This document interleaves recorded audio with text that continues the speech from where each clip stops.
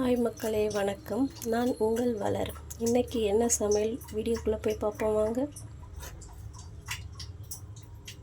தேவையான அளவு எண்ணெய் பாருங்கள். எண்ணெய் காஞ்ச உடனே தேவையான அளவு கடுகு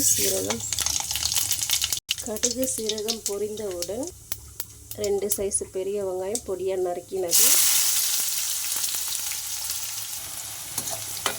வெங்காயம் கொஞ்சம் நல்லா வதங்கட்டும். இப்போ இந்த ஸ்டேஜில் கூட கருவேப்பிலை சேர்த்துக்கலாம்.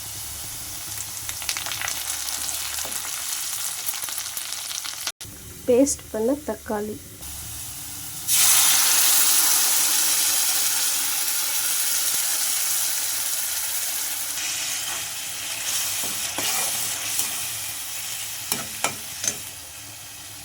மீடியம் சைஸ் தக்காளினாலே பேஸ்ட் பண்ணி நம்ம இப்போ ஆட் பண்ணியிருக்கோம். இப்போ இந்த ஸ்டேஜில் தட்டு போட்டு ஒரு 5 மினிட்ஸ் மூடி வைக்கலாம். இப்போ பார்த்தா உரித்து வச்ச பூண்டு, தேவையான அளவு மஞ்சத்தூள், தேவைக்கேற்ப சால்ட். இப்போ பார்த்திங்கன்னா எண்ணெய் பிரிஞ்சு வந்ததுக்கு தேவைக்கேற்ப மிளகாய்த்தூள்,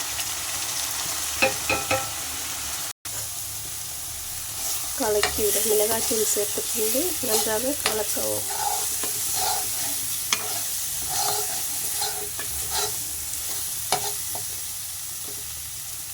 பாவக்காய், வதக்கி வைத்த பாவக்காவை சேர்க்கவும்.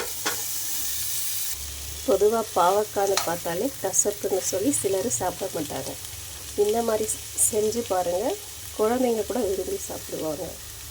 சாப்பிடாதவங்களும் சாப்பிட ஆரம்பிப்பாங்க. 5 நிமிடம் வதக்கிய பின் தேவையான அளவு தண்ணி சேர்க்கவும். தட்டு மூடி கொதிக்க விடவும்.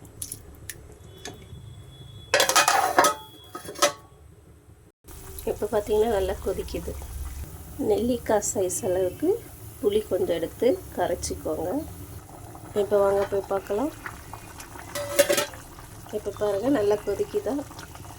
இந்த டைமில் புளி கரைச்சல் ஆட் பண்ணிக்கோங்க.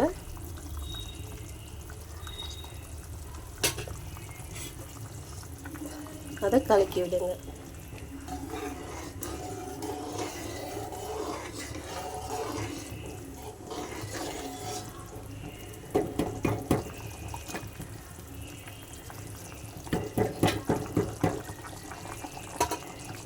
ஒரு 5 மினிட்ஸ்